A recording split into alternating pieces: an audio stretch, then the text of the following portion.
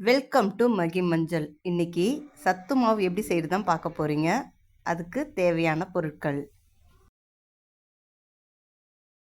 கேழ்வரகு 1/2 கிலோ, கம்பு 1/4 கிலோ, கொள்ளு 100 கிராம், கருப்பு கடலை 100 கிராம், நைலான் ஜவ்வரிசி 100 கிராம், சோளம் 100 கிராம், வெள்ளை சோளம் 100 கிராம், வறுக்கடலை அதான் உடச்ச கடலை 100 கிராம், சிகப்பரிசி 100 gram, soya 100 gram, barley 100 gram, ஏலக்காய் 5 கிராம், சாரப்பருப்பு 50 கிராம், சம்பா கோதுமை 100 கிராம், பச்சை பயிறு 100 கிராம், பாதாம் 100 கிராம், முந்திரி 100 கிராம், பிஸ்தா 100 கிராம், வறுத்த வேர்க்கடலை 100 கிராம். திக்கான பாத்திரத்தில் தான் இதெல்லாம் வறுக்கணும், இல்லைன்னா சீக்கிரத்தில் அடி பிடிச்சிரும். கடாயை நல்லா சூடு வச்சுட்டு அதுக்கப்புறம் ராகியை போட்டு நல்லா வறுக்கணும். வெள்ளை கலரில் பொரியும், அதுதான் கரெக்டான பக்குவம். அதே கடாயில் கம்பு போட்டு வறுத்துக்கோங்க, அதுவும் வெள்ளை கலரில் மாறும். தீஞ்சிடக்கூடாது. அது கூட ஏலக்காவும் போட்டு நல்லா வறுத்து எடுத்துக்கோங்க. அப்புறம் கருப்பு கடலை, பச்சை பயிறு, கொள்ளு, அது மாதிரி திக்னஸை ஒரே மாதிரி இருக்கிறதெல்லாம் ஒன்றா சேர்த்து வறுத்துக்கோங்க. ஏன்னா எல்லாம் 100 கிராமாக இருக்கும். தனித்தனியாக வறுத்துட்டு இருந்தீங்கன்னா டைமும் லேட் ஆகும். இது ஒன்றா வறுத்துட்டிங்கன்னா டைம் ரொம்ப கம்மியாகும், ஈஸியாகவும் இருக்கும். டார்க் கலர் பருப்புலாம் சேர்த்து வறுக்கிறப்ப அந்த ஒயிட் கலர் ஒன்று சேர்க்குறீங்கல்ல, அது கலர் சேஞ்ச் ஆகிறது உங்களுக்கே தெரியும். மற்ற கலர்லாம் அவ்வளோவா தெரியாது. ஒயிட்டில் வந்து கலர் சேஞ்ச் ஆகும். அந்த ஒரு மாதிரி ரெட் கலரில் வந்ததுன்னா ஆஃப் பண்ணிக்கோங்க.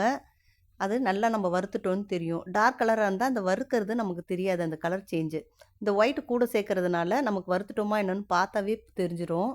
அது கோதுமை, சிவப்பரிசி, அப்புறம் கம்பு, வெள்ளைக்கம்பு, சோளம், ட்ரை நட்ஸை தவிர மீதி எல்லாத்தையும் போட்டு ஒன்றா வறுத்துடலாம். இது ஈஸியாகவும் இருக்கும். ஃப்ளேமை குறைச்சிட்டு வறுத்துக்கிட்டே இருக்கணும். கைவிடாமல் வறுத்திட்டிங்கன்னா கலர் வந்து நல்ல கலரில் கிடைக்கும். தீஞ்சிடுச்சுன்னா கசப்பாக இருக்கும். அதனால் கைவிடாமல் நல்லா வறுத்து எடுத்துகிட்டு நல்லா ஆற வச்சிடணும். ட்ரை நட்ஸ்லாம் வறுக்கக்கூடாது. அதை அப்படியே அந்த அடுப்பு ஆஃப் பண்ணிவிட்டு கடாய் வைக்கிறோம் பார்த்தீங்களா, அந்த கடாயில் ட்ரை நட்ஸ் போட்டு அப்படியே வச்சிட்டிங்கன்னா அந்த ஹீட்டு நல்லாயிருக்கும். வறுக்க வேண்டாம். உடச்ச கடலையும் வேர்க்கடலையும் நான் இதில் வறுக்கலை, அது தனியாக நான் அப்படியே போட்டுட்டேன். பெரிய தட்டில் வறுத்தது எல்லாத்தையும் போட்டு ஆற வைக்கணும். இந்த சத்து மாவில் சேர்க்குற பொருள் சிலதெல்லாம் உங்களுக்கு அலர்ஜியாக இருந்தால் சேர்க்க வேண்டாம். உங்களுக்கு சிலது பிடிக்காதுன்னு நினைக்கிறீங்க இல்லையா, அதை வேணால் ஸ்கிப் பண்ணிக்கலாம். மீதி எல்லாத்தையும் நல்லா வறுத்துட்டு ஆற வச்சுட்டு மில்லில் கொடுத்தீங்கன்னா அழகாக அரைச்சி கொடுத்துருவாங்க. அரைச்சி எடுத்துகிட்டு வந்துடும். பெரிய தட்டில் போட்டு அந்த மாவை ஆற வைக்கணும். நல்லா ஆறிட்டப்புறம் ஒரு டப்பாவில் போட்டு ஸ்டோர் பண்ணிட்டீங்கன்னா ரொம்ப நாளைக்கு நல்லாயிருக்கும். ஒரு டம்ளர் தண்ணியை நல்லா கொதிக்க வச்சுக்கோங்க.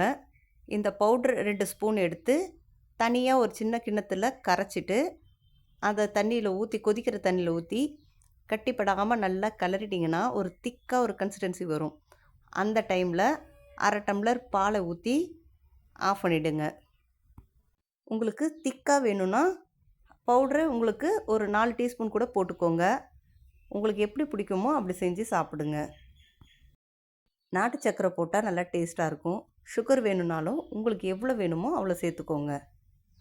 இந்த சத்து மாவை ஆற வச்சுட்டு ஜலிச்சு சேர்த்து ஸ்டோர் பண்ணி வச்சுக்கோங்க. இது சேஃபாக இருக்கும். வீட்லேயே சத்து மாவு சேர்த்து வச்சுக்கிட்டா நல்லா க்ளீனாக இருக்கும். எந்த ப்ரிசர்வேட்டிவும் இருக்காது. பிடிச்சதை செஞ்சு சந்தோஷமாக இருங்க.